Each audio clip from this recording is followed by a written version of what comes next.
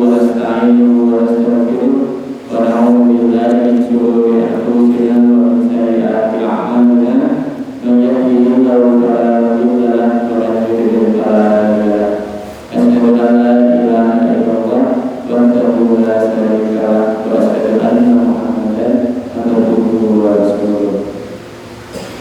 Alhamdulillah rabbil alamin, yang kita harus ucapkan dari kita karena atas nikmat-nikmat yang diberikan oleh Allah Subhanahu wa taala kepada kita semuanya, sehingga pada malam hari ini kita bisa berkumpul lagi untuk ilmu di masjid Mujahidin dan insyaallah dirahmati oleh Allah Subhanahu wa taala. Ini saya pakai apa ditaruh? Pakai aja. Yang kedua, telah kita doakan kepada kita Nabi Muhammad Sallallahu Alaihi Wasallam yang kita nantikan syafaatnya di yaumul akhir nanti. Yang kedua itu adalah kawasan yang insya Allah dirahmati oleh Allah Subhanahu Wa Taala. Untuk kali ini kita sedikit berbeda, sedikit agak lain dari biasanya, karena kalau biasanya itu cuma ceramah biasa, ustaz yang menerangkan materi dan selesai begitu saja. Nah, untuk malam kali ini sedikit berbeda karena kita akan coba metode baru, yaitu kalau di bahasa perkuliahan itu namanya talk show. Nah, talk show itu adalah ya lebih santai, kita bincang-bincang dengan narasumber. Untuk kali ini narasumbernya adalah Ustaz Suryadi. Nah, begitu nanti semuanya bisa bertanya terkait materi yang akan disampaikan Ustaz Suryadi nanti. Baik, kalau itu langsung saja sebelum kita materi. Alangkah baiknya saya akan bacakan terlebih dahulu biodata beliau. Nah, kan sudah beberapa kali pertemuan dan kita belum begitu mengenal dengan beliau, rumahnya mana, tanggal lahirnya kapan, terus sekarang kerjaannya apa, kan belum begitu detail ya. Karena itu saya akan jelaskan, bacakan terlebih dahulu biodata Ustaz Suryadi. Nama beliau adalah Suryadi BSH MH. Lahir di Boyolali tanggal 2 Mei 1990. Status sudah menikah, 1 istri, dan alhamdulillah sudah dikaruniai 3 orang putri. Nah, keahlian beliau di sini ada desain grafis. Wah, sama ini Ustaz, saya juga bisa desain. Yang kedua ada bahasa Arab dan hukum Islam. Nah, yang ini saya juga belum bisa, bahasa Arab dan hukum Islam. Nah, nanti kita bisa belajar bersama Ustaz. Nah, untuk pendidikan SD ini ada SDN 06 Semarang. Dilanjutkan di SMPN 21 Semarang. Dilanjutkan SMKN 11 Semarang. Dilanjutkan perkuliahan jenjang D2 yaitu Ma'had Abu Bakar As-Siddiq jurusan bahasa Arab. Dilanjutkan kuliah jenjang D3 Takmili Libya Jakarta. Dilanjutkan lagi perkuliahan jenjang S1 di Libya Jakarta jurusan Syariah. Dan terakhir pendidikan jenjang S2 yaitu di UMS Surakarta jurusan Hukum Ekonomi Syariah. Ya, alhamdulillah ini pendidikannya sangat tinggi ya, nanti diharapkan ilmunya bisa di-share di kepada jamaah. Nah, sekarang untuk pengalamannya beliau di sini ada banyak juga.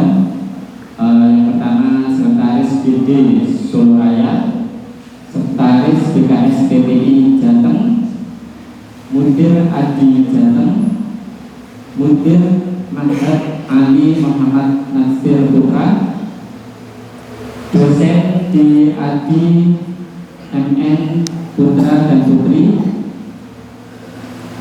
juga di IDDC, juga dosen di Ma'had LIA Klaten, juga menjadi dosen di Ibnu Zain Nogosari, dan juga menjadi dosen di Ma'had Fatimah Az-Zahra Magetan.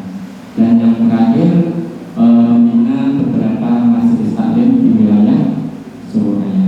Nah, itu tadi beberapa biodata beliau. Semoga bisa lebih kenal dekat. Nanti kalau ingin soal rumahnya bisa. Ini rumahnya ada di Jalan Padilan Baru 1 nomor 77 Padilan Kartasuro, Surabaya. Ya, begitu sedikit biodata dari beliau. Nah, sebelum kita ke tanya jawab, alangkah baiknya kita mendengarkan sedikit materi dulu yang disampaikan oleh Ustaz Supriyadi. Nanti kurang lebih waktunya 15 menit Ustaz.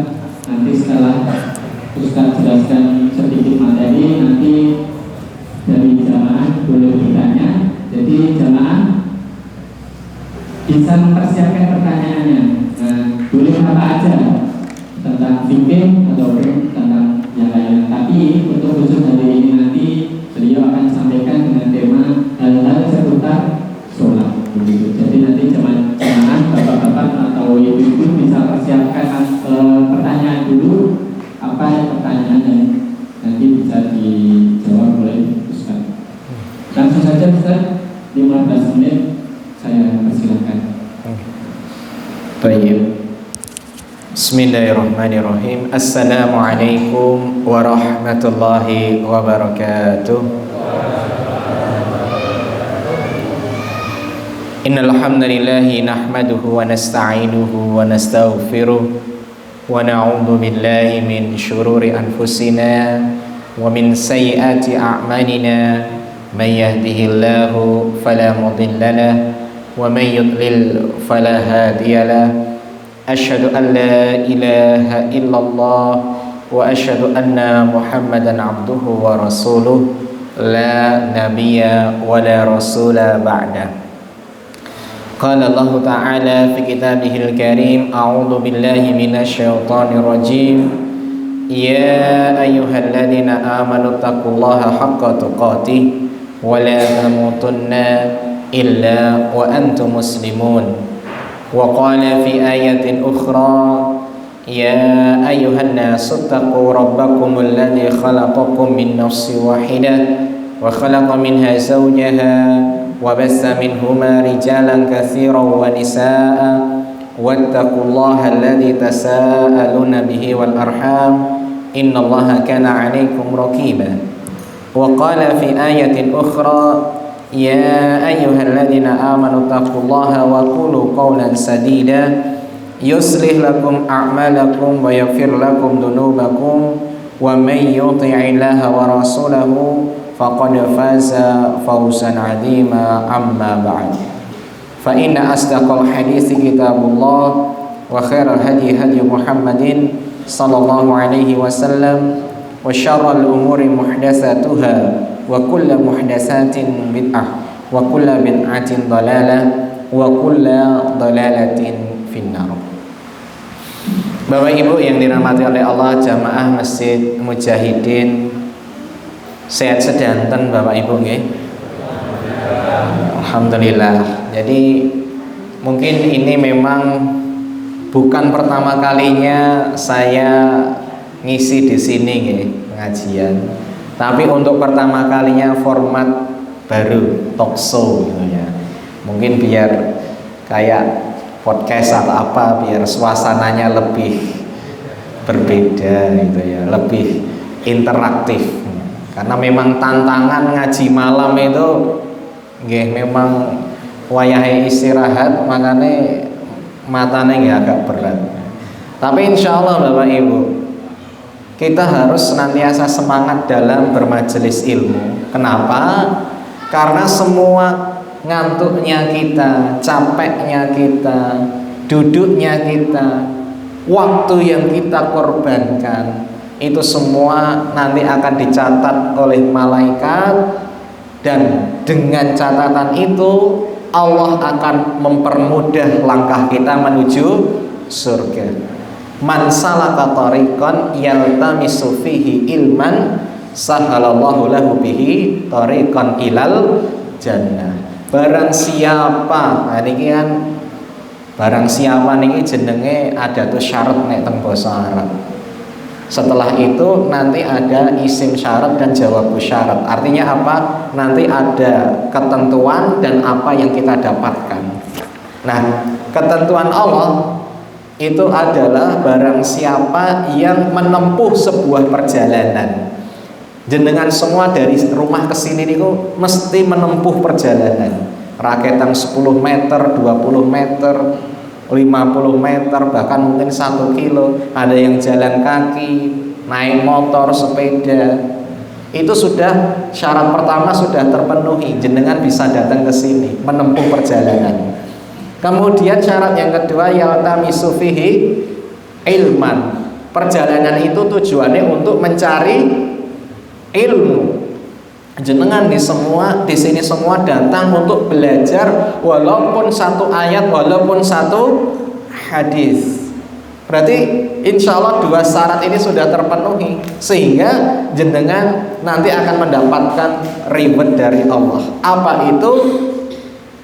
Semua investasi waktu tenaga Anda akan dijadikan wasilah untuk mempermudah jalan menuju surga. Jadi sebenarnya jenengan datang ke sini itu kembali ke jenengan sendiri Bapak Ibu.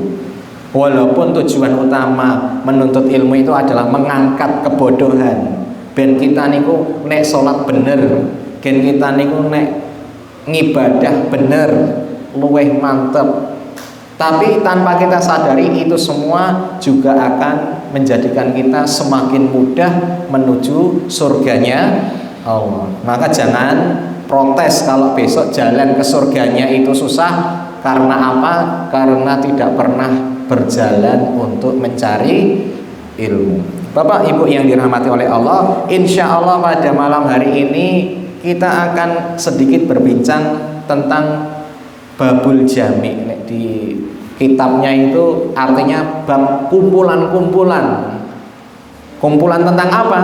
Tentang beberapa entah itu adab ataupun aturan di dalam sholat yang sudah yang harus selayaknya kita ketahui, dan itu mungkin ibaratnya perintilan-perintilan sing dijadikan satu. Saya berharap malam ini kita setidaknya bisa membahas 4 hadis lah setidaknya. Pertama tentang hadis tentang tahiyatul masjid, adab masuk masjid. Yang kedua gimana kalau seseorang itu ngomong pas sholat boleh apa enggak. Kemudian yang ketiga itu nanti tentang hukum kalau kelewatan sholat gimana, tentang qadha. Dan yang keempat nanti tentang bagaimana sunnah mengakhirkan sholat duhur. Karena sing biasa kita ketahui itu sunnah mengakhirkan sholat isya, padahal ada sunnah lain mengakhirkan sholat duhur. Tapi apakah itu bisa diterapkan di sini atau tidak? Nah nanti itu yang akan kita kupas insya Allah. Baik, yang pertama kita mulai dari tahiyatul masjid dulu. Tahiyatul masjid dari katanya aja tahiyah dan masjid. Tahiyah niku napa to? Jenengan nek salat kan ada tahiyatul awal, ada tahiyatul akhir. Tahiyah itu aslinya salam penghormatan. Makanya at-tahiyatu lillah wassalawatu wa thayyibat, wassalawatu wa thayyibat itu. Jadi segala salam penghormatan ditujukan untuk Allah. Kemudian sholawat dan thayyibat. Nah itu secara bahasa. Kemudian digandeng dengan masjid. Berarti ini maknanya penghormatan untuk masjid.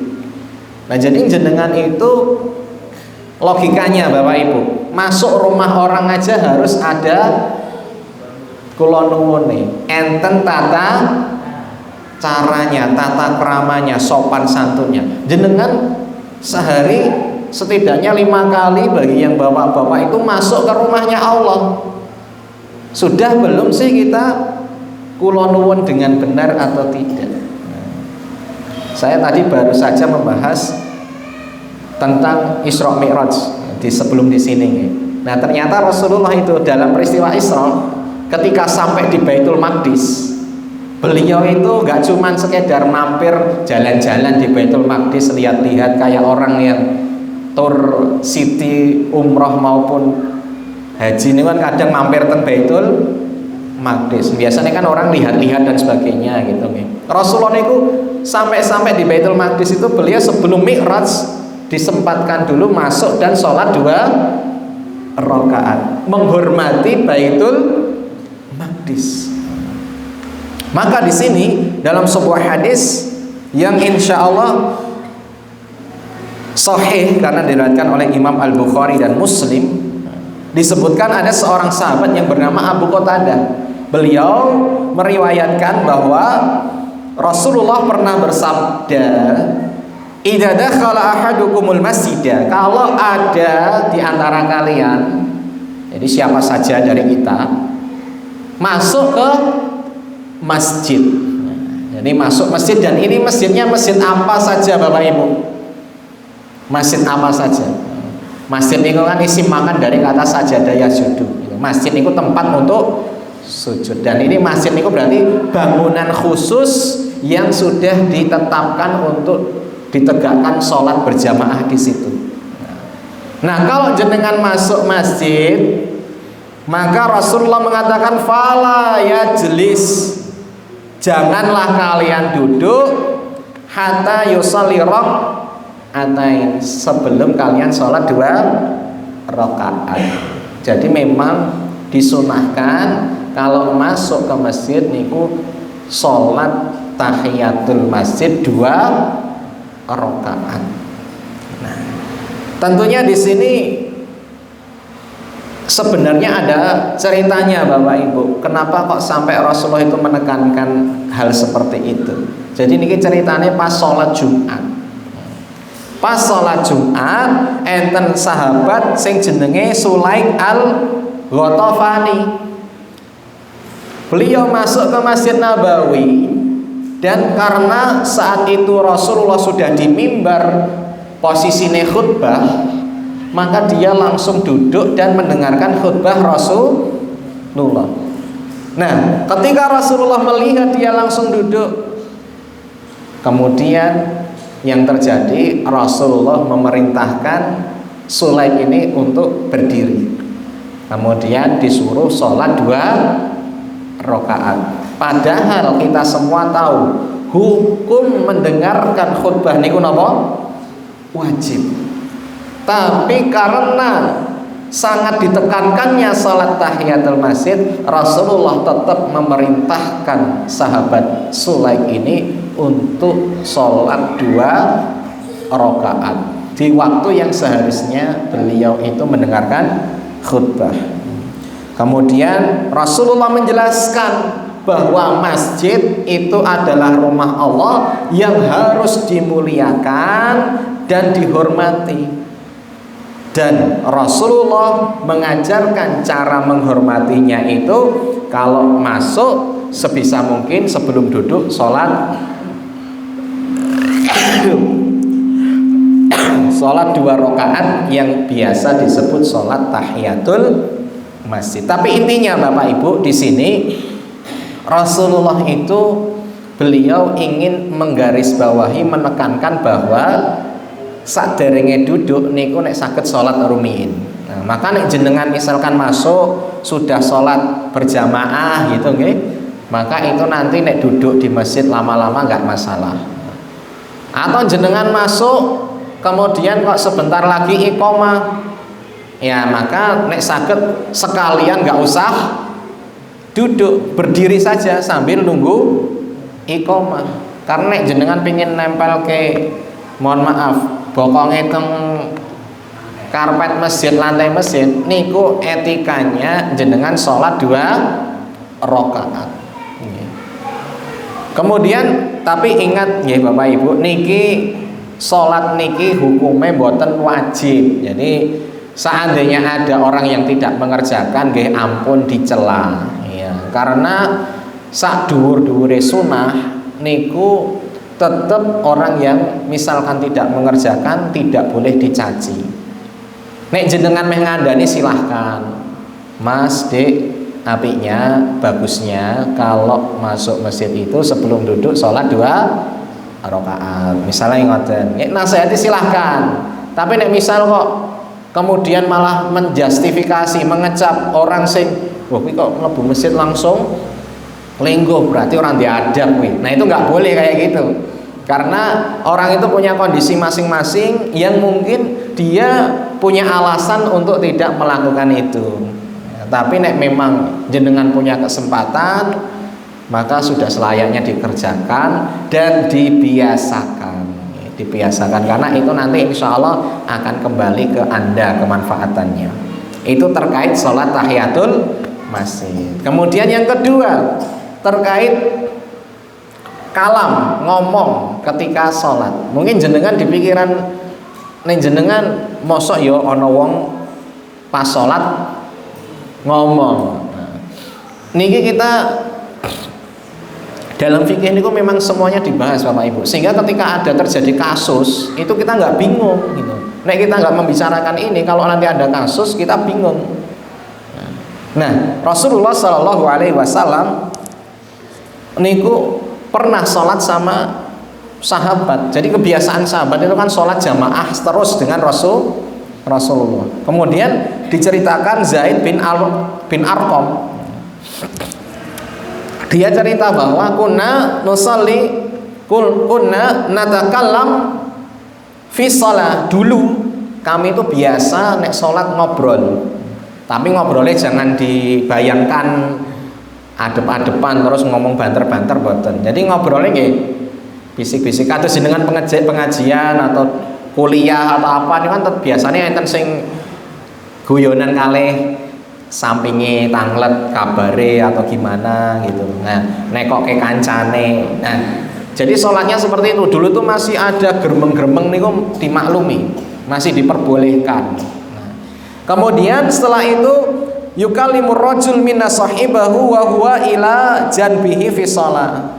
Dijelaskan bahwa seseorang itu biasa ngobrol sama sampingi. Jadi sing dijak ngobrol niku sisih kiwa tengene. Bukan yang jauh-jauh bengok-bengok ngoten mboten. Jadi bisik-bisik gitu.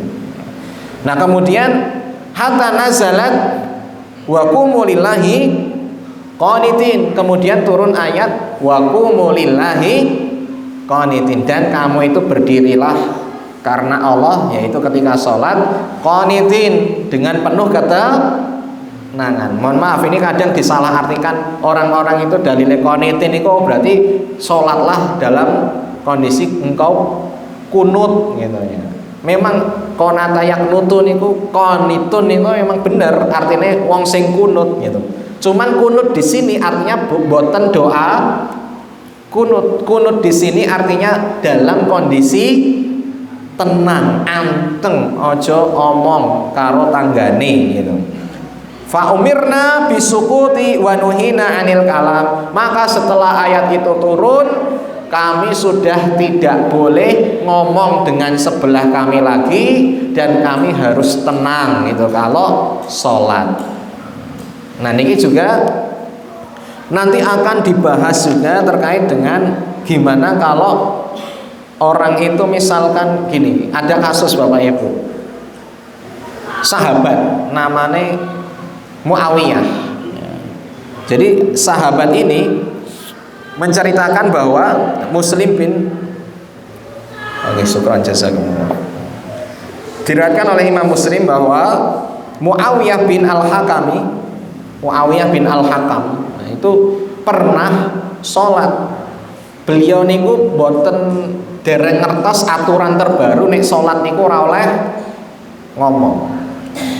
Kemudian enten sing bersin, dia secara spontanitas ndongake. Nek kita niku kan nek krungu wong bersin niku biasanya jawabnya napa? Iyarhamu kaullah. Dia spontanitas ngomong itu. Itu dalam kondisi sholat. Para sahabat kemudian semuanya memandang ke beliau Muawiyah bin Al-Hakam, merasa dipandangi oleh banyak orang. Muawiyah itu malah ngomong, kalian tuh kenapa pada lihat saya semua gitu. Saya ngomongnya saya kathah. Akhirnya sahabat dono nepuki pahane gitu. Kode gen menengo ora oleh ngomong gitu loh. Tapi kan sahabat gak bisa ngomong gitu. Jadi mereka semua itu nepuki pun napa nih pahane biar apa? Biar dia tahu bahwa itu nggak boleh. Nah, kemudian setelah sholat Rasulullah tidak memarahi Muawiyah, tapi beliau berbalik kemudian menanyakan siapa tadi yang pas sholat itu ngomong. Ya, kemudian Muawiyah diajak ngobrol, dikandani sesungguhnya sholat itu nggak boleh ngomong. Sholat itu cuman isine tasbih, takbir dan bacaan Al-Quran. Nah maka di situ Rasulullah tidak menyuruh Muawiyah ngulangi lagi sholatnya. Berarti enten toleransi di situ. Nah maka nanti juga kita harus tahu kapan sholat itu tiang nek ngomong batal ke sholatnya dan kapan boten batal nih. Nah, karena memang hukum asale batal ke sholat niku nek ngomong hukum asale batal ke. Nah tapi nanti ada kondisi-kondisi pengecualian. Nah, kemudian selanjutnya yang ketiga adalah terkait dengan sholat duhur, Bapak Ibu. Rasulullah Shallallahu Alaihi Wasallam mengatakan idza syaddal harru fa'abridu anis shalah. Kalau cuaca siang hari itu sangat panas, silahkan kalian itu mendinginkan udara dulu. Maksudnya ngenteni rodok adem. Kemudian beliau mengatakan fa inna syiddatal harri min qayhi jahannam. Min faihi, mohon maaf ya, faihi jahannam. Karena sesungguhnya panasnya napa niku udara di siang hari itu adalah salah satu hembusan dari umupe jahanam. Jadi jahanam niku kan kadang dibuka pintune. Nah niku sumupe niku ngefek teng cuaca di bumi khususnya kalau pas siang hari. Ya jenengan percaya napa mboten silahkan, tapi wong Islam iki kudu percaya gitu. Karena sing ngendikan Rasulullah. Dan yang terakhir sebagai tadi 15 menit ya. Terakhir terkait dengan qadha shalah al-faitah. Apakah kita harus mengganti sholat yang terlewat? Rasulullah Shallallahu Alaihi Wasallam dari Anas bin Malik mengatakan bahwa man nasiya sholatan falyusalliha idza dzakaraha la kafarrata laha illa dzalik. Kemudian beliau membaca surat ayat wa aqimis sholata lidzikri.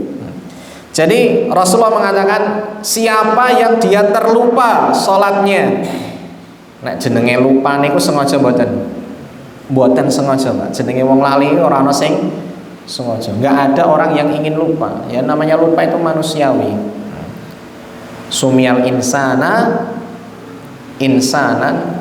sumyal insanu insanan dikasrati nisyan. Jadi manusia itu disebut insan karena banyak nisyan. Nisyan itu lupa.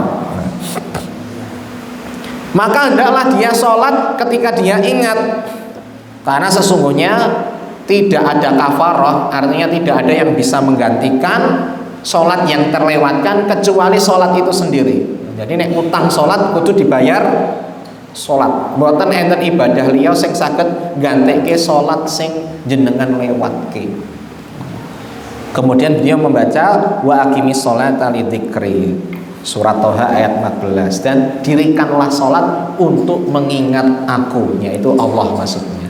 Ya, mungkin ini dulu dari saya nih Mas sebagai pembuka. Monggo menawi enten pitakon atau sesuatu yang mungkin ingin ditanyakan entah terkait dengan tema atau tidak, falyatafaddal. Ya, saya ulang Ustaz atas materi yang disampaikan. Ini ada saya catat empat poin. Yang pertama itu tentang tahiyatul sholat, tahiyatul masjid. Yang kedua tentang berbicara saat sholat. Yang ketiga mengakhirkan sholat zuhur, dan yang terakhir mengqadha sholat. Semoga Bapak Ibu bisa bertanya atau disiapkan pertanyaannya. Nah, sebelum ke pertanyaan pertama, tadi kan berbicara tentang sholat tahiyatul masjid di Ustaz. Nah, kita disunahkan sebelum masuk masjid, kita disunahkan untuk sebelum duduk kita di masjid, kita disunahkan untuk sholat tahiyatul masjid. Nah, di dalam fikih sholat itu kan ada beberapa waktu yang kita tidak boleh untuk sholat. Nah, bagaimana kalau kita datang atau masuk ke dalam masjid, apakah kita harus disunahkan untuk sholat tahiyatul masjid?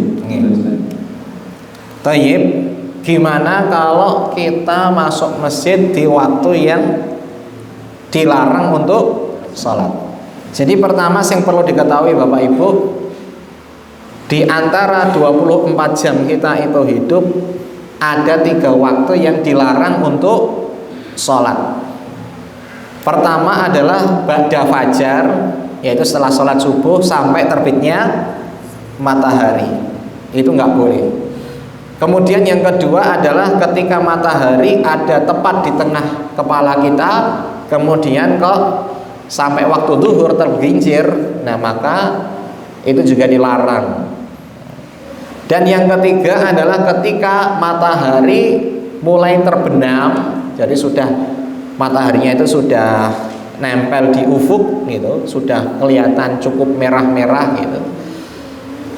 Biasanya nek senja itu kan cahayanya agak kuning atau merah gitu. Nah itu selama dia proses turun sampai hilang, yaitu maghrib tiba, nah maka itu kita dilarang sholat oleh Rasulullah Shallallahu Alaihi Wasallam. Nah masalahnya gimana kalau kita masuk pas waktu itu? Misal jenengan bangunnya kerinen itu apa? Kesiangan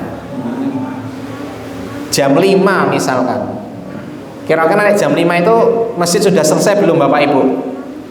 Sudah, otomatis kan itu sudah mulai masuk waktu yang dilarang untuk sholat.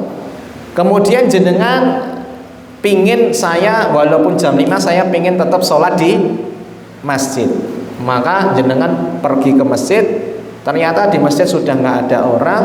Nah jenengan sholat di masjid, apakah nek wajib niku kan tentunya boleh, nek wajib niku kan mau di waktu terlarang, nek sholatnya wajib otomatis boleh. Karena apa? Karena sholat wajib itu tetap harus ditindake walaupun di waktu yang dilarang. Nah tapi masalahnya sholat sunnah itu kan larangannya untuk sholat sunnah. Boleh nggak saya tahiyatul masjid ketika waktu itu? Atau jenengan mau sholat maghrib lebih awal datangnya sehingga 5:30 sudah sampai masjid, azannya jam 6, otomatis kan itu proses dimana matahari sudah mulai surup nih istilah wong Jawa, ingslub napa-napa nih. Nah itu kalau jenengan datang terus apakah boleh sholat tahiyatul masjid? Nah maka kita juga harus bisa memilah bahwa sholat itu ada yang namanya sholat sunnah mutlak dan sholat sunnah dawatul asbab. Sholat sunnah mutlak niku sholat sunnah sing boten enten alasan apa-apa, yang penting saya mau sholat, itu namanya sholat sunnah. Saya ada pikiran banyak pusing, saya tak sholat dulu biar fresh, biar tenang pikirannya. Atau ini karena malam hari saya tak sholat sunnah ini. Niku boleh, namanya sholat sunnah mutlak, yang penting dikerjakan 2 rakaat. Nah kalau sholat sunnah dawatul asbab, sholat yang punya penyebab, contohnya kados sholat tahiyatul masjid karena dia masuk ke masjid, sholat jenazah karena ada orang yang meninggal. Kemudian sholat gerhana, karena ada gerhana yang matahari yang atau bulan yang gerhana, maka itu boleh dikerjakan kapan saja walaupun itu di waktu yang dilarang. Itu pendapat jumhur ulama ya, dan itu yang dipegang oleh Imam Asy-Syafi'i, karena nanti memang ada beberapa ulama yang lebih mengedepankan tentang larangan. Nek larangan ketemu perintah sing didiriske sing larangane, maka nek konsepnya seperti itu, mau sholat apapun nek sunnah hukumnya maka tidak boleh dikerjakan di waktu yang terlarang. Tapi kalau kita mengikuti pendapat kebanyakan ulama dan yang lebih rajih, jenengan nek masuk ke masjid dalam kondisi waktu yang dilarang, niku tetap boleh melakukan sholat tahiyatul masjid. Wallahu a'lam bishawab. Jadi intinya harus tergantung sunahnya di Ustaz ya. Apakah itu sunah ataupun wajib gitu. Iya, sunnah yang punya sebab atau sunnah yang tidak ada sebabnya. Kalau sunnah yang ada sebabnya boleh, tapi nek nggak ada sebabnya maka tidak boleh. Insya Allah sudah jelas ya Bapak Ibu. Kemudian satu pertanyaan dari jamaah Bapak. Nggih, monggo. Saya tertarik pada larangan sholat pada subuh. Nggih. Apakah sholat yang dilakukan pada subuh, seperti contohnya kita tertinggal sholat subuh, Nggih. kita belum melaksanakan sholat Sunnah, sholat fajar. Nggih. Ini kan keutamanya masalah sangat besar. Nggih, dunia dan seisinya. Kemudian terkadang ada beberapa ikhwan itu mengerjakan sholat qobliyah subuh setelah pada subuh. Nggih. Apakah sholat qobliyah subuh yang dilakukan pada subuh itu masuk dawatul asbab atau tidak? Nggih, baik. Nggih, baik. Itu mengqadha sholat sunnah qobliyah fajar dilakukan di waktu terlarang ba'da subuh. Itu pernah terjadi di zamannya Nabi, dan Nabi saat itu ya syukran jazakallah. Saat itu para sahabat mengingkari. Jadi enten tiang sing dia habis subuh niku sholat sunnah 2 rakaat. Nah, kemudian para sahabat yang lain mengingkari. Maksudnya mengingkari niku bingung, ini sholat sunnah apa? Nggak setuju. Nah, nek Rasulullah ini kan tanglet rumiyin, nggak langsung nyeneni gitu. Nah, maka setelah diklarifikasi, nah ini jadi kita itu harus punya kebiasaan klarifikasi kalau enten tiang sing ngerjakan sesuatu di luar kebiasaan, nggak boleh langsung menghukumi. Dalam Islam dibiasakan, nek enten wong kok ngerjakene kok ora kaya umume, maka jenengan harus klarifikasi dalile apa, napa hujahe apa gitu. Ternyata orang ini merasa nggak nyaman karena tadi kelewatan sholat qobliyah. Jadi dia datangnya posisi sudah sholat wajibnya, sholat subuhnya dimulai. Otomatis karena dia sudah terbiasa sholat sunnah sebelum fajar, sebelum subuh, merasa ada yang kurang kalau tidak mengerjakannya, dan merasa eman-eman kalau tidak mendapat keutamaannya. Akhirnya dia menggantinya setelah ba'da subuh. Setelah itu ternyata Rasulullah tidak melarang dan tidak mengapa-ngapain gitu, tidak ngandani apa itu. Nek Rasulullah diem itu tandanya boleh. Tapi ingat Bapak Ibu, setelah dipelajari oleh para ulama, itu tidak boleh dijadikan kebiasaan. Itu hanya kasus tertentu. Jadi kita itu beragama selain dengan dalil juga harus memahami sesuai dengan pemahaman para ulama, karena ulama itu warasatul anbiya. Kondisi seperti itu diperbolehkan tapi dengan syarat. Pertama, tidak menjadi kebiasaan, dan yang kedua, sebisa mungkin dihindari fitnah. Fitnah niku napa? Jadi omongan. Jadi nek memang kondisinya seperti itu, alangkah baiknya dikerjakannya jangan di tempat umum, tapi di rumah. Dan memang hukum asal sholat sunnah niku kan dikerjakan di rumah.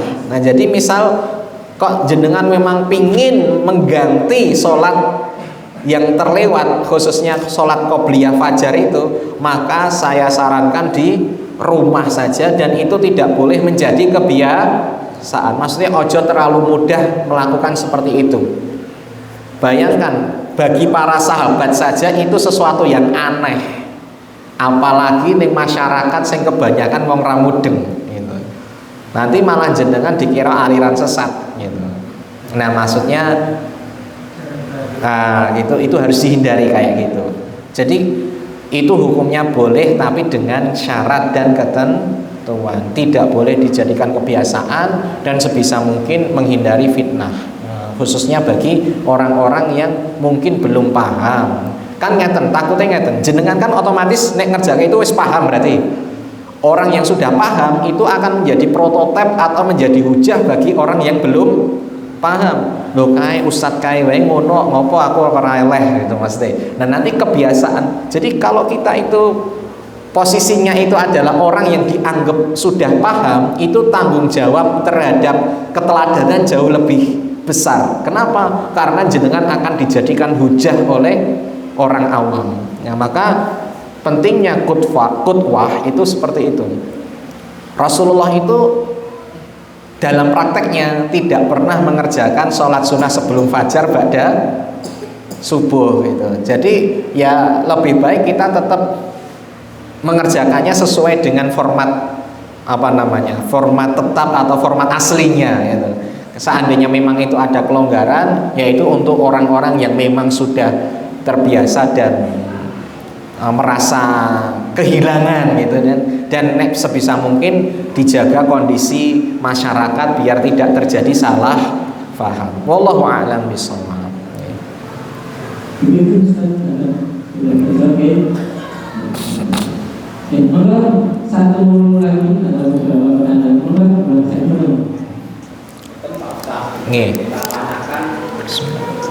Sholat sunnah hari Jumat. Kadang-kadang Masjid Mujahidin ini banyak orang yang sudah mulai di awali khutbah, ada yang sholat, kadang-kadang menunggu ada yang tinggal. Nah itu saya yang berdarah yang benar itu bagaimana menunggu adzan selesai atau dikerjakan adzan boleh atau tidak. Dan saya yang berdarah itu supaya masalah benar-benar bisa tepat antara sholat sunat hari Jumat. Nggih, thayyib. Cekap nggih Pak nggih. Jadi niku terjadi ketika hari Jumat, ketika sudah adzan. Pas adzan. Niku pertama saya koreksi dulu. Niku mboten sholat sunnah hari Jumat nggih. Jadi perlu diketahui Bapak Ibu. Nah, niku tahiyatul masjid seperti yang kita bahas, cuma niku karena ngepas di hari Jumat. Jadi sebenarnya tidak ada sholat sunnah sebelum Jumatan. Terus kok kadang orang-orang habis adzan pertama sholat. Niku mboten qobliyah Bapak Ibu. Karena apa? Karena adzan pertama itu tidak menunjukkan waktu masuknya sholat zuhur. Itu namanya adzan peringatan saja, untuk tanbih, untuk peringatan ini hari Jumat gitu. Makanya lek ndang doneng masjid gitu. Lah nek orang-orang do salat niate qobliyah Jumat niku malah salah. Karena Jumatan itu nggih bar adzan langsung Jumat khutbah, tidak ada salat sunnah. Makanya nanti diganti salat ba'diyah Jumat niku Rasulullah mengerjakannya 4 rakaat dua-dua gitu. Karena qobliyahnya enggak ada. Nek normalin jenengan duhur niku kan ada qobliyah 4 rakaat, boleh 2, boleh 4. Nek 4 ngerjakannya tetap 2. Enggak boleh jenengan ngerjakannya bentuknya kayak salat duhur niku mboten angsal. Jadi tetap 2. Nek salat sunah niku rumusnya 2. Nah, kemudian mana yang terbaik? Kalau kita pas dengar adzan posisinya berdiri nopo langsung lenggah. atau nunggu adzan kemudian sholat tahiyatul masjid. Pertama ngeten, sing perlu disepakati. Jadi kalau jenengan masuk ke masjid posisi adzan atau tidak, tetap bagusnya kalau mau duduk sholat 2 rakaat. Jadi seandainya jenengan masuk pas adzan pun ya jangan langsung duduk gitu. Tapi tetap harus sholat 2 rakaat. Sing jadi masalah sholatnya langsung atau nunggu selesai adzan biar dapat pahala jawab adzan, karena jawab adzan itu ya sunnah yang ditekankan juga gitu. Nah maka di sini memang enten perdebatan ulama Bapak Ibu.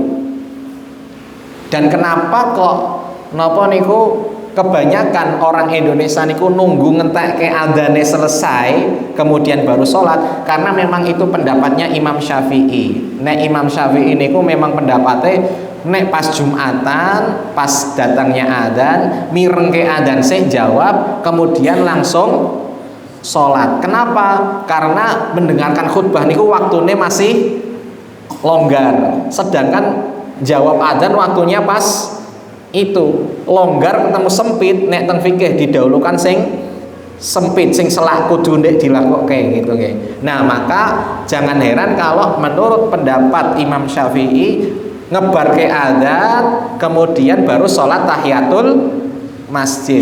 Perlu digarisbawahi nggih, niki tetap sholat tahiyatul masjid. Kemudian karena juga ketika sholat tahiyatul masjid biasanya imam itu posisinya isih khutbatul hajah atau khutbah pembuka biasanya. Nah maka disunahkan sholatnya cepat, habis itu biar bisa segera mendengarkan imam berkhutbah. Nek pendapat ulama-ulama kontemporer yang lainnya selain Imam Syafi'i ini rumusnya malah wajib ketemu sunnah maka didahulukan yang wajib. Yang wajib maksudnya apa? Mendengarkan khutbah niku hukumnya wajib. Sedangkan jawab adzan hukumnya sunnah. Maka tetap jenengan masuk dalam kondisi adzan atau mungkin sedang dimulai atau baru dimulai, segera sholat segera sholat tahiyatul masjid. Setelah itu ba'da sholat jenengan boleh ngerapel jawab adzan itu. Jadi itu solusinya. Kalau saya pribadi nggih Pak, saya pribadi nggih, karena ini memang dua pendapat ini cukup kuat keduanya. Tapi nek saya lebih memilih kita tetap sholat dulu gitu, sehingga nanti bisa mengikuti khutbah secara komplit gitu. Jadi walaupun adzan kita sholat terlebih dahulu. Nah setelah sholat nanti kita bisa menjawab adzan. Apalagi kalau kita posisi sholat adzannya belum selesai, nah maka kita juga bisa menjawab adzan. Karena kalau memang harus nunggu adzan, nanti pas imam khutbah, saya sendiri pribadi nek posisi imam khutbah sholat itu sholatnya jadi nggak konsen juga gitu. Jadi terpengaruh dengan khutbahnya imam, jadi kurang khusyuk juga. Nah, tapi nek adzan itu kan kita tetap bisa sholat walaupun adzan karena sudah terbiasa dengar ke adzan. Jadi di sini saya cuma menggarisbawahi dua-duanya termasuk amalan para salafus soleh. Cuman kalau a'imah yang kekinian itu apalagi madhab Hambali dan yang lainnya itu biasanya lebih memilih untuk tetap mendahulukan sholat tahiyatul masjid karena mendengarkan khutbah hukumnya wajib gitu. Jangan sampai kita ketinggalan wajib karena mengerjakan yang sunnah, karena satu kewajiban tidak akan bisa tergantikan dengan 1000 sunnah gitu.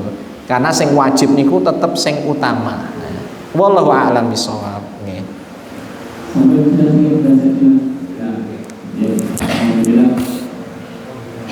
Nah, tadi kan ketika waktu adzan. Nggih. Nah, gimana kalau adzan sudah selesai dan sudah khutbah? Itu apakah kita sholat atau bagaimana? Nah, itu kayak kasusnya sahabat tadi berarti. Kalau masuk dalam kondisi imam khutbah, sahabat duduk tapi disuruh oleh Rasulullah berdiri dan sholat. Berarti dia harus sholat dulu walaupun imamnya khutbah. Kecuali Bapak Ibu jenengan masuk kondisi doa gitu, jenengan tetap sholat. Tapi nek doane wis bar, imamnya sudah mendirikan wis iqomah, maka sholatnya harus dibatalkan. Jadi sholatnya dibatalke, segera ngikuti sholat Jumat. Ya, mungkin jenengan kaget karena biasanya khutbahnya 15 menit, iko imamnya 5 menit tok gitu. Teko pas wis doa, wis donga gitu. Ya wis jenengan nek mlebet masjid milih ada 2 pilihan, tetap berdiri sehingga tidak perlu duduk dan tidak perlu sholat tahiyatul masjid, atau jenengan tetap tahiyatul masjid saintoe. Nek seandainya doanya selesai jenengan masih sholat, maka ketika iqomah harus dibatalkan karena tidak ada sholat sunnah setelah dikumandangkannya iqomah.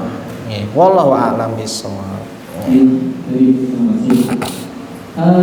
Mungkin kita satu pertanyaan lagi. Mungkin dari ibu ada pertanyaan satu aja sebagai penutup sebelum kita tutup talk show pada malam hari ini. Ya, semoga itu. Nggih. Di rumah.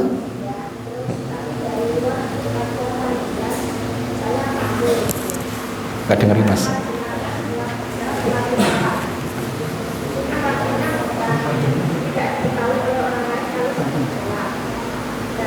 Mungkin yang dekat nanti.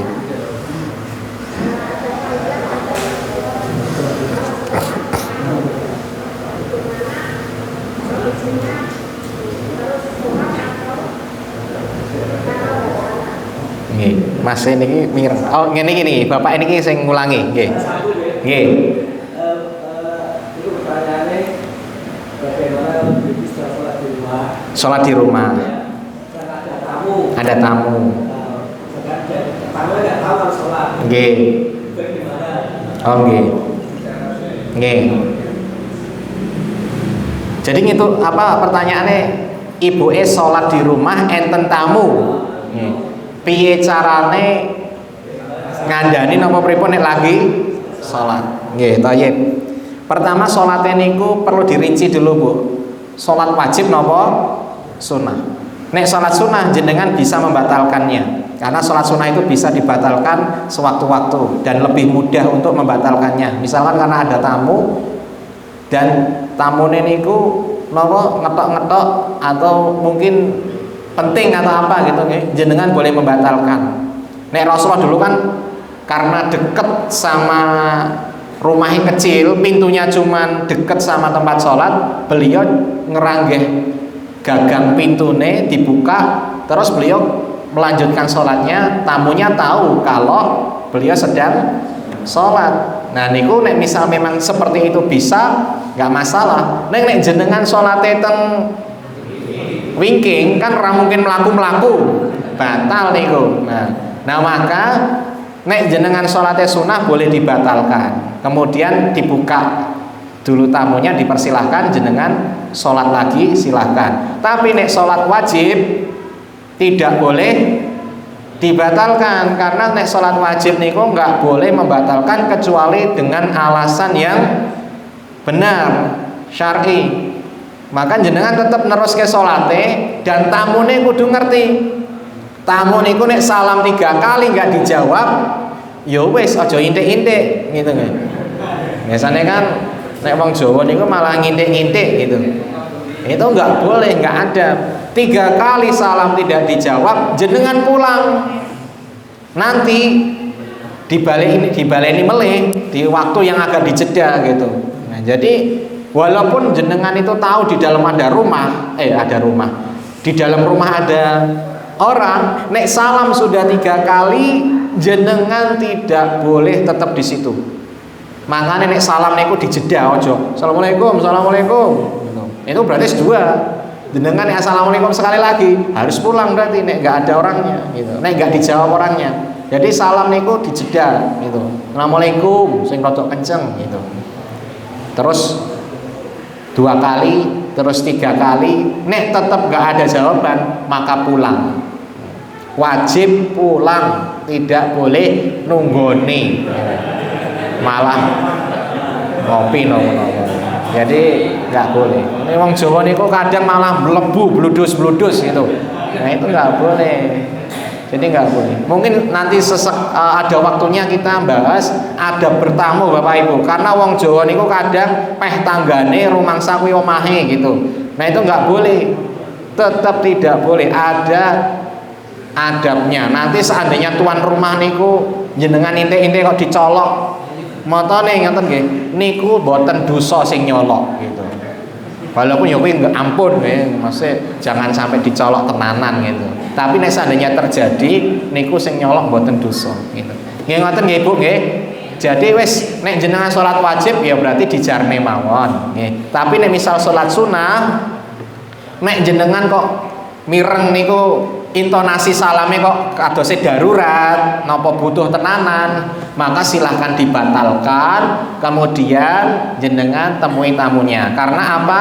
Nek dalile niku kisah Jurej niku. Kisah Jurej niku enten tiyang salat sunah zaman dulu nggih. Kemudian kok ibuke mara salam-salam kok ora dijawab. Karena Jurejnya bingung.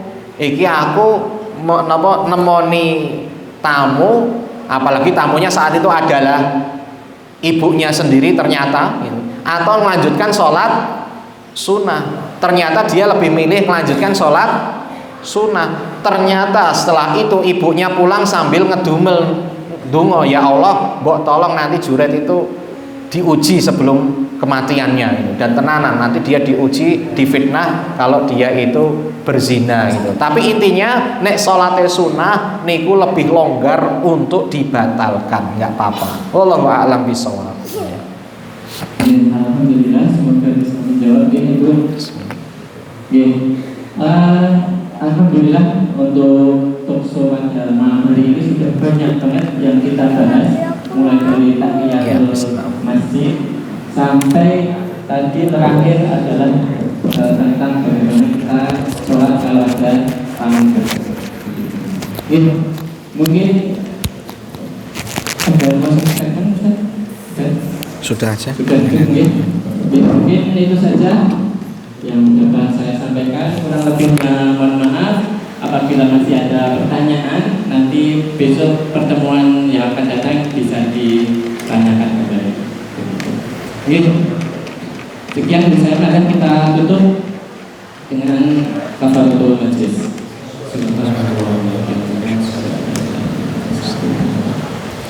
Mungkin itu saja yang dapat saya sampaikan. Kurang lebihnya mohon maaf. Assalamualaikum warahmatullahi wabarakatuh.